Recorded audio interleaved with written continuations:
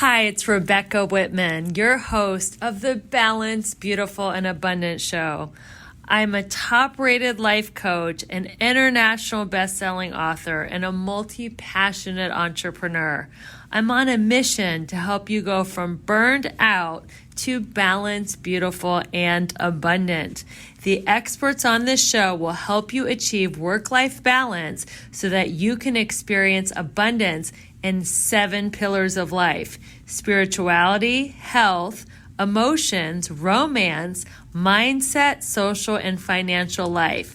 When you have all 7 pillars of life in alignment, you are balanced, beautiful, and abundant. Let's go. Welcome, everyone, to the Balanced, Beautiful, and Abundant Show. I am your host, Rebecca Whitman, helping you go from burned out and overwhelmed to balanced, beautiful, and abundant. I have got to tell you, we are rising in the ranks. We went from 1.5% top globally ranked podcasts in self-help to top 1%. And it's thanks to you, amazing listeners who continue to share this podcast, listen, subscribe, and we are on the rise. And with your help, we'll be top 0.5%. We just keep going up and up and up. And it's because we have wonderful guests like Lorraine Duncan. So welcome to the show, Lorraine. Thanks for having me. Yes, it's so great you're here. I am going to tell my listeners a little bit about you. So Lorraine has 30 years of experience in business marketing and consulting. She runs her digital marketing company called Biz Gone Social. And she is the author of Shout It Out, a social media marketing guide for business owners. She is known as the LinkedIn Super Ninja, where she has a course called 13 Minutes a Day. So tell us a little bit about your story, Lorraine. How did you get to be the LinkedIn Super Ninja? I'm sure you didn't start that way in your career. So tell us a little bit about your story. Yeah, I'll give a short version of the story, but The short version of the story is I was in a job years ago, like now at least 30 years ago, 25, 30 years ago. And when I had my 4th child, I decided to stay home. And once he went back to school, the last one went to school, I decided I needed a job. And I was just having trouble. I was either overqualified, underqualified, didn't know, I went to group interviews, which are so horrifying, believe it or not. And I ended up getting the job, but it wasn't anything it said it would. And I ended up declining it. I was at a wedding. Fast forward, you could read the long version story on my website, but I went to a wedding and we were sitting with a bunch of people we didn't know. And all of a sudden, it was just crazy. People were like, they had their own businesses and they were complaining about their businesses. And I kept on saying, well, have you tried this? Have you tried this? Have you tried this? And somebody pulled me aside after the wedding and said, have you ever considered being a consultant or coach? So fast forward, I actually, I didn't want to go back to school to be a consultant. So I actually got certified as a business coach. And I grew my business with social media marketing. And I fell in love with it. And I decided I wanted to help people with their social media, specifically LinkedIn. I do a lot with LinkedIn. I spend a lot of time on Facebook, but I get more clients through LinkedIn. And I come with a proprietary system that is in my course, 13 Minutes a Day, that really basically tells you how to connect and be social and network with a purpose. And so that's the short story. And here I am. Wow. Well, I can't wait to dig deeper into your method. Why do you think LinkedIn has been where you find your ideal client? What is it about the LinkedIn platform that makes you feel so at home there? I don't have the numbers in front of me, but I feel at home on LinkedIn mainly because it's a B2B platform. And when I say that is people that are on LinkedIn are professionals. They want to do work. They're looking for work. So it's easy to connect with them. And so what I started doing was just networking. I use LinkedIn as a big networking. I don't know the numbers, but there are well over 1 million B2B people on LinkedIn, and it's probably bigger. It might be in the billions. I haven't looked at the numbers recently, but the long story short is that that's my tribe is on LinkedIn. So that's why I started to hunker down on LinkedIn and learn everything I could possibly learn. And it's forever changing. In fact, today there was a new change that I didn't even know about. So until I was doing an audit with somebody for their LinkedIn page, and I saw it, like, wow, that just came out because this was not here yesterday. So I love the platform because it doesn't change very much, but when it does change, it always changes for the better. And I believe over the years, I was part of the beta group of LinkedIn people. So I literally saw it morph into this really robust platform that not a lot of people like. Because, it's not a place to put your food memes on, or, I did my hair, I walked the dog today. It's, you want to be putting relevant content that people can relate to on LinkedIn. So, what are some tips for a good LinkedIn bio? Oh, I say this all the time, so it's my pet peeve. So I'm just going to say it. First of all, I will not connect with anybody that does not have these 5 things done. Oh, good. Well, listen to these guys. Take notes. These are the 5 things that the LinkedIn Super Ninja says. I know I have my pen out. Okay, what are they? And it's obvious, and it's something that everybody should see and do. And so if I know you're listening to this today, drop me a line when you got it done, and do a good review on this podcast. So number 1 would be, you want to make sure you have a nice banner and profile picture. Okay, now this is not a selfie. This is a professional picture. Okay. Right. Because remember, when you do a selfie, you get elongated and it makes you look distorted. So you really want to make sure it's a nice picture. And the banner should be very professional. And that's where you can get some extra stuff in. Like, maybe you can put your phone number across or your website across.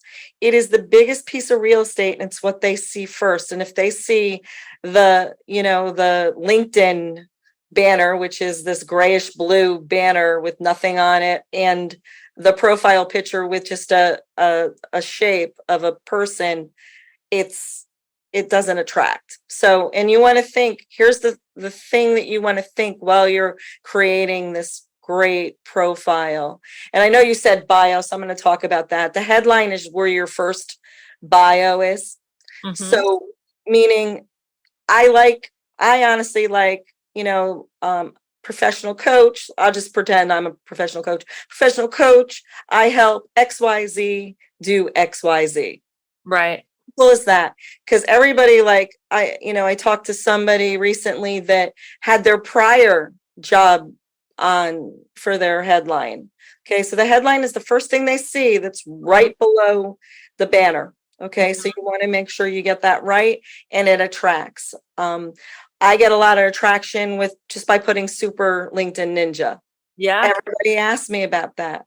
So that's what you want to do. So the next thing that's really important. So after you've done all those 3 things, you want to start. I mean, there's so many tips I can give, but I'll go with the about section because everybody makes it I'm this great. I'm great. I'm great. I'm so good. I did all these things. Your client really doesn't care. A potential client really doesn't care what you did. They don't care.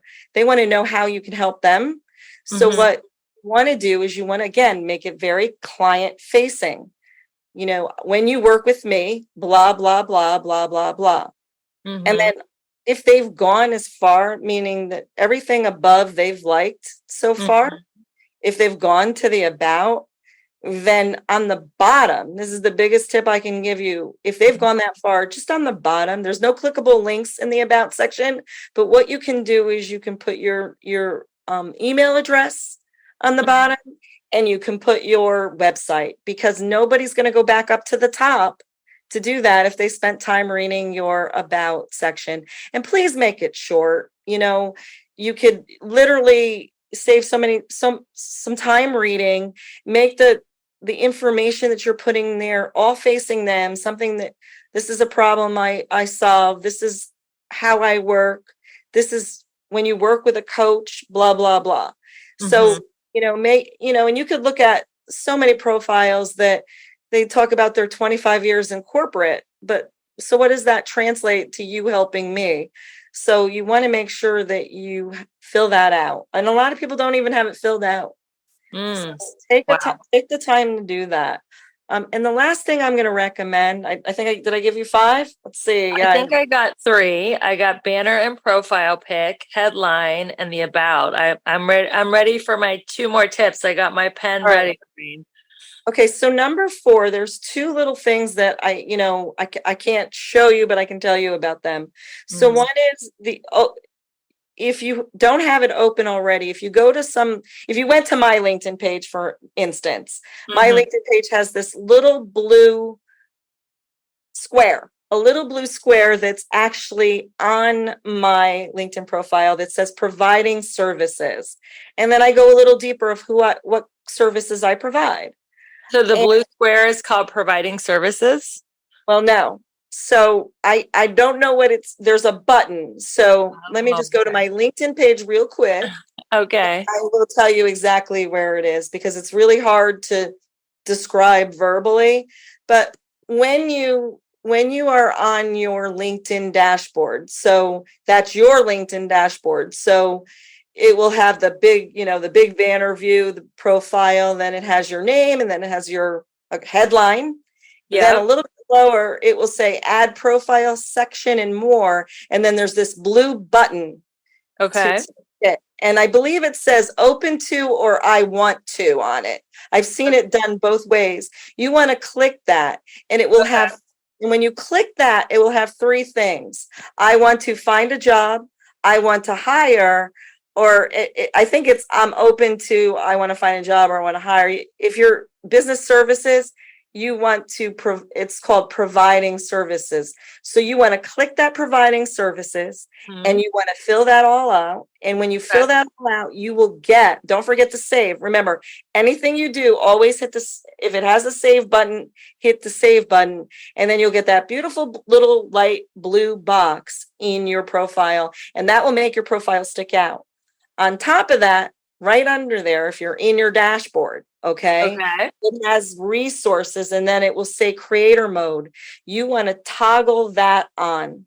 Okay, so we want to be in creator mode. Yes, you want to be in creator mode. And one of the reasons is there's so many, it opens up a lot to you. Like it opens up LinkedIn newsletters. It opens up, if you want to do LinkedIn Live, they say it gets you more profile views. I'm not sure about that, but I do know that I have gotten more profile views since I did open it up, but I'm doing other things to get more profile views. So those are the 5 tips, and I'll give you one bonus. Okay. You go all the way down to the recommend section. Okay. This is so important. Always make sure your recommendations are current. So a lot of times when I do LinkedIn audits for different business owners, I see that they haven't had a recommendation since 2012.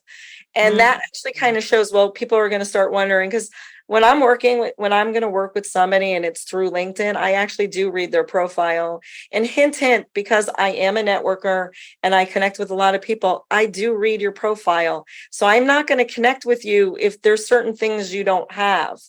So, because it's important that you're on LinkedIn for the same reasons I am. Now, if you're on LinkedIn just to, get clients, which is important because we all need clients, and you're just going to spam people, then it's not a reason why you want that shouldn't be your reason to be on LinkedIn, because nobody likes to get something in their inbox that says, buy my garbage, because they don't know you and like you and trust you yet. So you want to make sure that you get those recommendations. As soon as you start working with somebody, get it while it's fresh, and if they wrote it on your website, the best thing to do is when you're asking for that recommendation, copy and paste what they wrote on your website, and just because you can't put that on LinkedIn. So you ask them, make it easy for them. Could you just copy and paste this and give me a LinkedIn review with what you said about my business? I love that. Now let's talk about know, like, and trust. How do we build that quickly on LinkedIn with only 13 minutes a day? I don't understand how we could build that. Because when I think of know, like, and trust, I think of going back and forth, back and forth, back and forth, and nobody has time for that. So how do we build that on LinkedIn? Well, if you're spending 13 minutes a day, 5 days a week, what is that about? It's less than an hour a week. But Yeah, you're being very intentional, and there's many ways to do it without giving away, because I do sell this as a course. of course, But of course. there's important things that you need to know before you even start working on LinkedIn, period. Number one is, first of all, make sure that profile is all finished, which we talked about. So that's number one. Number two is you want to start connecting with people. And the biggest thing that I can tell you about connecting with people is this is not trick or treating for people. Okay. This is not who has the most people on their LinkedIn, the most connections wins. What it is, it's he or she who has the most intentional, most targeted people as connections wins. And what that means, three types of connections you can have. You can have people that could be your potential clients. You Mm-hmm. can have people, you want to connect with people who could be your strategic partners. And you also want to connect with people that you could collaborate with. If you're intentional about who you want to connect with, it makes it so much easier. So then when somebody who's doing social media requests a connection with me, I need to know why, because I do the same thing. And if they start out by saying, I can help you with your social media marketing, well, duh, I'm going to say, I'm not going to connect with them because they didn't even bother reading my profile and know what I do. So that's being intentional. You can do 5 of those a day, 5 or 10 of those a day if you wanted to. Just reach out to connect with people, tell them why you're connecting, and then leave it the next day, another 13 minutes. Accept all who want to connect with you, accept people who want to connect with you without you asking, and then also you want to make sure the other part of being intentional 13 is schedule posts. And these are not posts, these are not memes, this is relevant educational content. LinkedIn now, they opened this up this summer, they made the change, is that they are going to show to all your first connections, they will show relevant educational content. So that means when I post something, all my first connections are seeing it right away. If they're on. If they're That on. means no call to action, just being of service in the content, or is it okay to say, You can let's have a get on call the to action. And let's uh talk about that for a minute because I think that's important. yeah. Call to action can mean a lot of things. Yeah. Like, okay, so the most important thing on LinkedIn is getting engagement. So they want to keep you, again, like Facebook does. They want to keep you on the page, on the LinkedIn page.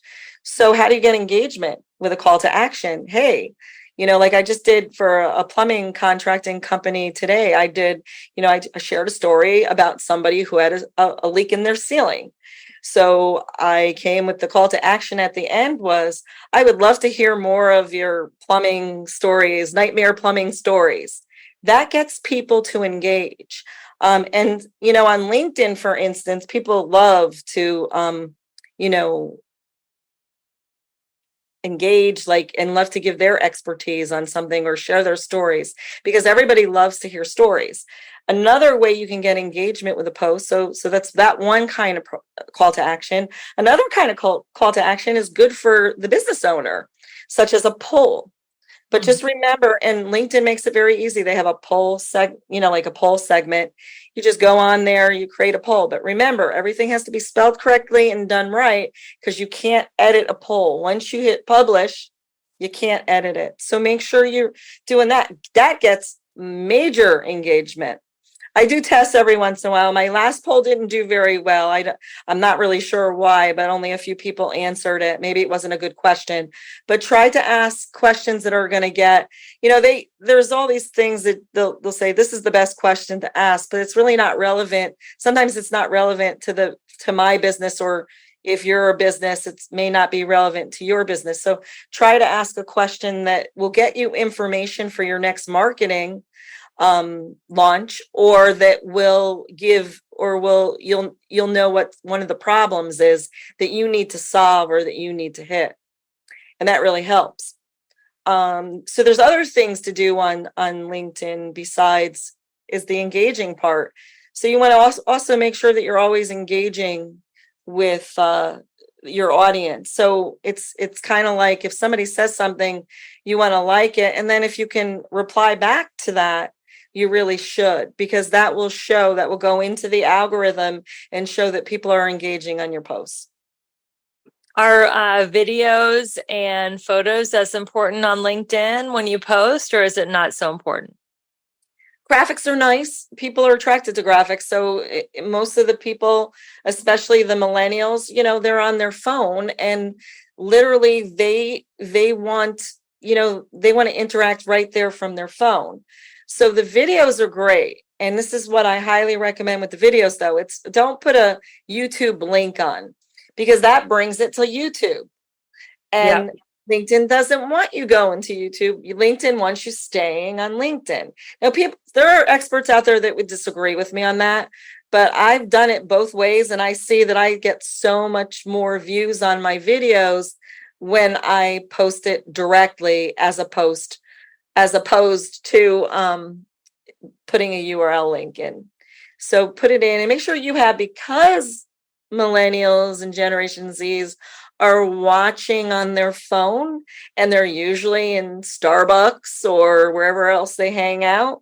You want to make sure that you have captions. Yes, captions are. And like YouTube does it, there's professional ones that do it, or sometimes what I do is I'll put my own captions on it. Instagram automatically will you don't even have to have captions. You can have the whole transcript that's going on, however you want to do it. But just because they can't turn on the volume, so they're not going to be able to hear your voice. So I think they're just important. I like a mixture of different kind of media, sharing. Sometimes I haven't done this recently, and having this talk today reminds me that I need to do one lately. Is just sharing somebody else's post, because they said it better. So I call it they said it better than I did post. And that it brings their audience in, it brings my audience in. It's brilliant, actually.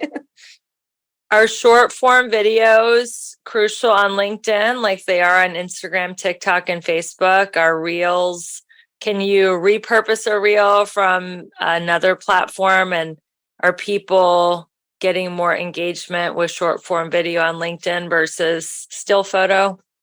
Well, for LinkedIn, it's not a Reels platform or a TikTok platform. So you kind of don't want to put this video on that's doing weird things with right. boop, boop, boop. Leave that for TikTok and Instagram. But what I will say is that, so YouTube has the short form videos. Yes. Anything short to me is better than long. I mean, a lot of people, if you're doing, for instance, if you're doing a LinkedIn Live, it should be between 45 and 60 minutes long, because people are going to come on. You mean seconds? No, if you're doing a live if you're doing video. a live streaming, so just live streaming, different than the short form video. Yeah. You want to go long so you can bring in your audience, because if you're only on for 10 minutes, I was just talking to somebody about this the other day. If you're only on for 10 minutes, guess what? It doesn't give people time to come on to your live stream, so they're not going to see you, and so therefore you're going to miss bringing them into your show, by the comments. However, for short form video, and I don't know, I personally like very short videos. I don't know if they would have as much power as it does on, for instance, the reels, or on Instagram stories, or on YouTube. So you might, but a short little video, like I do something for a public speaking coach that we do pronunciations, a very short little video with how to pronounce a word, and that works fine. So it all depends on, who your audience is and who you want to reach. And keeping it professional and business-like. Like if you had a short form video about business tips, I think that would go great on LinkedIn. But if it was some crazy dance, probably would not go over so well. So what are the 3 biggest mistakes people are making on LinkedIn? Not posting relevant content. I saw a post the other day that was a birthday cake. And and it didn't even have any content, like not even a story. So that's one big. The other is not really realizing the power of networking and going right for the ask. So, and that this is another big pet peeve of mine. So say that I reach out to you and I want to connect with you. How would it feel if I said, so you accept my connection, and then immediately I send you 6 paragraphs, six paragraphs. And I'm not making this up. I've had this happen to me, of my product or service that I'm offering. I didn't even ask you for that, nor do I have time to read 6 paragraphs. So, it's a short little conversation or a give. So I'll give everybody a great example of what should be done, because that's what you shouldn't do. Right. So we connect. I reached out to you. I asked you to connect. And I say, hey, I met you on your Balanced, Beautiful, Abundant podcast. I was a guest. Thank you for having me. Blah, blah, blah. I would love to connect here on LinkedIn. We may be already connected, but this is how I would do it. And then you would connect with me, and maybe you will say, oh, it was great having you. And then I would write back and say, hey, I just saw this article recently on Forbes that I think would be really helpful to you. It's on podcasting and how to make your podcast a little bit better. So there I am, out of, reciprocity. I give you something. It's a gift. How could you go wrong with that? I opened up the relationship. I'm starting to build trust. And, when I do that at a network meeting, hey, I met you at BNI today. It's wonderful meeting you. We talked about this. I just found this article in Business Weekly, and I actually think it will help your business. It's specific for your business. There you go. Boom. I have made friends. I have connected. And it's open for another conversation. And especially if it's a BNI group, it's local. So you can maybe bring it to coffee, get to know each other more, and see how you can help one another's business. Bringing somebody to a telephone, another pet peeve of mine is bringing somebody to a chat and actually under false pretenses. So I want to get to know you. I want to learn a little bit more about your business. That's true. I want to. I'm not going to sell you anything on that call. And I once went to a call that the upline was on. I don't even know how I even ended up, but somebody's upline was on. And I'm like thinking, I didn't want to buy anything.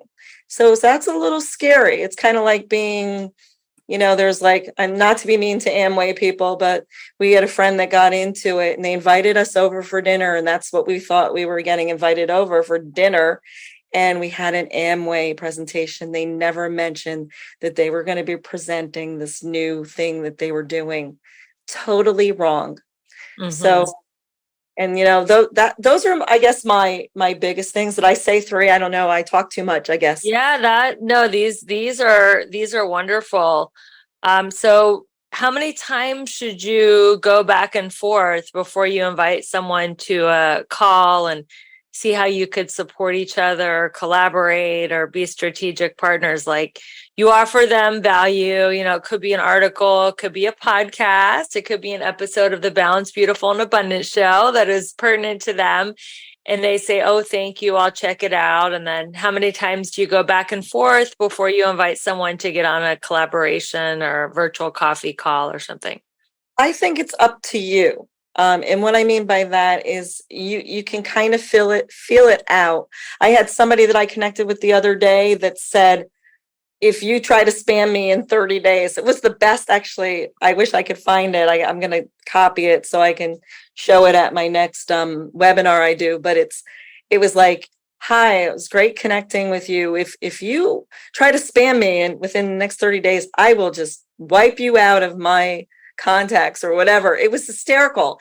And I saved it. I started, and it's like, so of course I'm not going to try to sell them or even offer to give them some kind of program, like maybe I host a monthly webinar. Maybe I'm not going to invite them to that. So Right. this is the thing is the biggest mistake people make is they don't spend any time on LinkedIn. They go on it like when they're slow or when they're on lunch and they're thinking that, it's a one and done job. But as you start engaging with certain people, you're going to know when it's time to, like, somebody, said, hey, I usually don't, I asked to connect with them. Okay. And they said, I don't connect with people I don't know, but I'm glad I would love to have a chat with you and we can talk about each other's business. Now I'm going to that call. I firmly believe that that's what we're going to do. We're going to, they're going to share, and I'll let them go first. Hey, tell me a little bit about, what you do, who you serve, and tell me about, who are you looking for? And so I can, if there's anybody in my network, I can introduce you to. That's how I go at it. Now, other people don't do that. They may come to the call and want to sell me something, and then I will just shut it down. I say, I don't have really time for this. How important is it to do the Sales Navigator or pay for the LinkedIn upgrades? Okay, so this is what I recommend to all my LinkedIn clients is that do the profile, do the bios, make sure you get to, I believe on the dashboard, it did it for, it doesn't show it anymore, but it used to, you wanted to get your profile to a all-star level.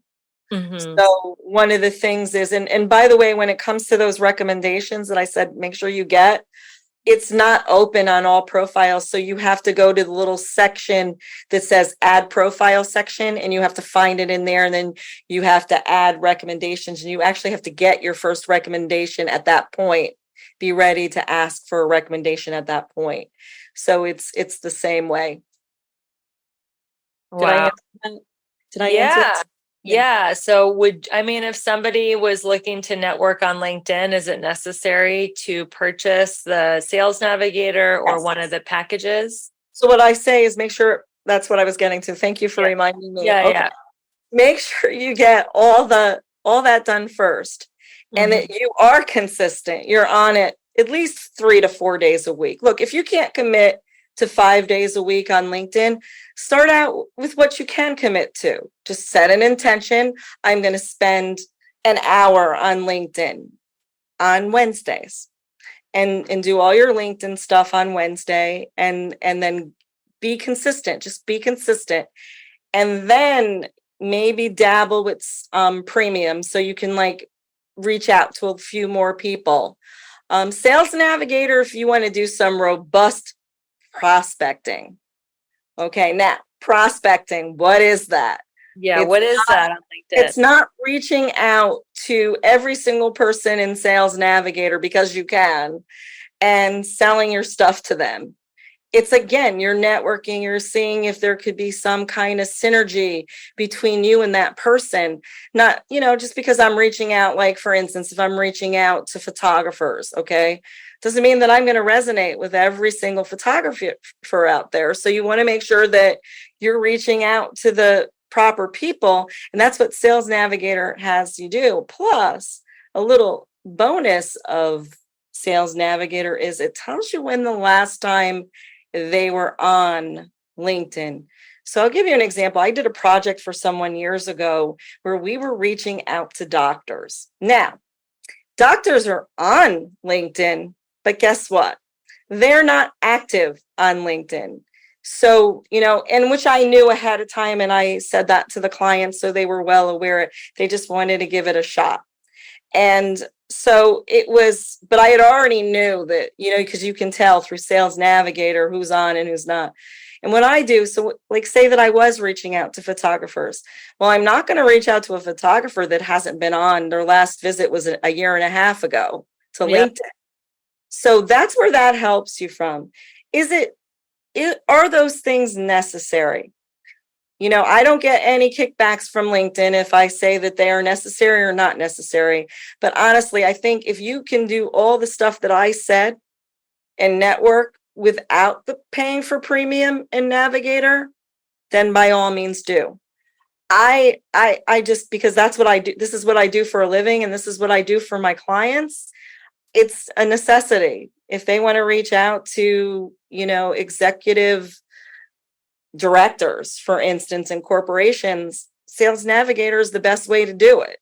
So there's certain, if you want to reach out to HR people, Sales Navigator is the best way to do it, because you want to reach out to people who are active. And I'm not going to get that through just the free version of LinkedIn. So how important is it to join groups in LinkedIn and find your ideal clients in groups? The problem with groups on LinkedIn lately is it's been a big spam festival. It's kind of like when they opened up Threads. Yes. And it became like a spam fest. It was crazy. And, so what I would say is, you can join up to 50 groups. I think I've joined all 50 of the groups, and then I leave them. I think I don't spend a lot of time in groups because I'm getting clients through profile views, because I'm very consistent. And I'm talking about, I actually post 7 days a week. And once I started doing that, so it used to be back in the day, you'd only post once a week, and I do a newsletter and all this other kind of stuff. So it's like, I'm posting relevant content. I'm considered a LinkedIn creator. And so that gets me the views. Right. So and if somebody, go ahead. I just want to say one more thing to groups. Go, sorry. With groups, when you go in, how you know right away, if you see everybody just selling stuff, just get out. It's not worth your time. But if you see that people are actually collaborating in the groups, that's a good group. And to be honest with you, out of my 50 groups, I think I have 2 groups that are like that. It's sad. If somebody requests you on LinkedIn, or if somebody has viewed your profile, is that considered a lead in your marketing strategy? No. And I also think it's creepy if I get a little note from someone, I'd like to connect with you because I viewed your profile and blah, blah, blah, blah, blah. It's like, or I shouldn't say it like that. I'd like to connect. I see that you viewed my profile. I would like to connect with you. That's creepy. I don't know. I think there's a better way of doing it. I wouldn't sell somebody like that right away. Yeah. Again, get to know people. One thing I want to point out is that I am an open networker, so I connect with everybody under a certain criteria, meaning not everybody, it has to meet my criteria. So they have to be either a potential client of mine, they have to be either a strategic partner of mine, and they have to be a good collaborator with me. So meaning I don't collect, I may not know them, but I will connect with them if they meet that criteria. And then I go deeper. They have to be active on LinkedIn. So they have to have a full profile. And they can't do the same thing I do. So I do connect with people who do the same thing I do, but I'm very select with those people. They have to be innovators, and they have to be people who are just better than me in so many ways. So this way I can grow, and also we can have a synergy with one another and possibly collaborate someday down the line, maybe with doing, like a webinar on social media or something like that. So I did some research on you, and I know you spent 7 years leading a women's ministry. Yes. And I am curious, how did leading a women's ministry impact your social media marketing business? So if anybody knows me, I'm an extreme extrovert, and I love people. And so how it impacts my business is that a lot of people, especially if you're on LinkedIn and you're prospecting, you're just a number, and it's a numbers game. The more people you connect with, eventually you're going to get a client. There's a book out there called Go for the No, and eventually you're going to get a yes. It's a great little book, by the way. I recommend everybody read that book. But so with women's ministry, it's like I always used to say, it's like, well, when you're leading a group of women, there's lots of drama always, but you have that one-on-one personal connection. And I view doing social media as that personal connection. That's why I'm called BizGone Social. That each person is a person behind that computer, and so I want to relate to them in that way. And that's how. And everybody matters. So women's ministry is like when there's conflict. I hear you. I understand. It's the same way online is like, I hear you and I want to help you. It's that personal connection. And I think that's where it has helped me. It gave me very good leadership skills. And, I'm not the type A person. So I'm more like squirrel, squirrel, but, I was looking for something. I have a little motto and I can't find it, but it's three things. I want to help people one post at a time, one connection Beautiful. at a time. I can't find it. I say it better on this little sticky note. It's usually up, but it must have fell off my computer. But anyways, I live by that because it's just you never know that your story that you share, all the stories I shared in women's ministry, somebody was able to connect with. And all the stories I share online, somebody's going to be able to connect with. And I read beautiful stories online. It's, especially like on Instagram, it's amazing all the things that I see with the visual pictures and stuff like that. It's amazing. People are amazing and they'll surprise you every day.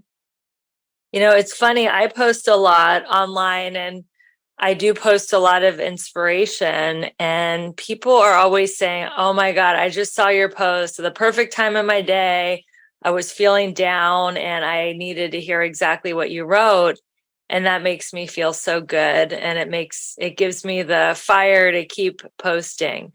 So I know you're currently writing a book that has nothing to do with business. What is that book about? So it's sort of a legacy book, but it's about my mom. I lost my mother on Christmas Day in 2019. So right before COVID, which I say that I'm blessed because I had a lot of friends who lost their parents during COVID and couldn't even bury them. And I was really close with my mother. And so my mother I won't tell you the title because I don't want anybody to steal it because once you put something out, but basically my mother had a collection of things that were really, really important to her and a lot of life lessons. And grieving is hard. And so it's a book on grief. It's a personal book for me to be writing. I've suffered a lot of loss in my life. And my mother was the biggest. And so with that, I want to help somebody else with this book, but also have a book out there that her nieces and nephews who she loves so much, her grandchildren, and everybody who is still alive that knows my mom will be able to have that. That's so beautiful. And I can so connect with that because I wrote a book in 2018 that I dedicated to my dad. And it was one of his dying wishes for me to write a book. And I feel so grateful that I was able to honor him. It's in a book called How to Make a Six-Figure Income Working Part-Time. And I describe my 7 pillars of abundance. So I think it's so great that you wrote a book to honor your mom. And as soon as it comes out, let me know so I can help you promote it. We'll add it to the show notes since this podcast will be evergreen. And Lorraine, it's been such a great honor to have you on the show. I've learned so much about LinkedIn, and you are definitely the ninja over there. How can people find you on LinkedIn, and how can people stay in touch with you? Yeah, the best way to do it is just to connect with me on my LinkedIn and just look up Lorraine Duncan, and you'll see it like right in the summary. You'll see it like before you connect with me, it will say LinkedIn Super Ninja. So I'm very easy to find, have a very nice profile picture. And if you do want to connect with me, say that you saw me and you heard me talk on your show. And that's, and we'll connect, and, maybe I'll have a little surprise for you. I have a really nice LinkedIn download that I can send everybody that connects with me. And by the way, I found the post. Oh, tell us, what does it say? So it's usually right on the corner, but I usually take it off during podcasts. But it says, I desire to make a difference. One post, one encounter, one person at a time. And I keep that there reminding me, because that's what it is, just to remind me that there is a human on the other side of who I'm talking to. So talk to people, even when you're posting, like you're talking to a human being. Beautiful. That is exactly what we're doing on this show. You too can make a difference sharing this show one person at a time. We have gone up to the top 1% because we keep sharing it and spreading the message that you can go from burned out to balanced, beautiful, and abundant. So please take 30 seconds out of your busy day, rate, review, subscribe to the show. We appreciate you, Lorraine, for everything you shared. I appreciate my listeners for continuing to listen to this show. Stay tuned next week for another amazing guest. And until we meet again, keep your vibe high and magnetize. Hey guys, if you're struggling with online dating and just sick and tired of swiping right, if you're just not meeting the right people, or maybe you're lonely and dreading going through another holiday season single, then I have great news. I am opening my Manifest Your Soulmate 8-week class for enrollment so you can find your life partner before the holidays. Just go to the Linktree link in the show notes to schedule your Manifest Love call to learn more, and I can't wait to learn more about how I can help you find your true love for once and for all. If I can do it, I know I can help you.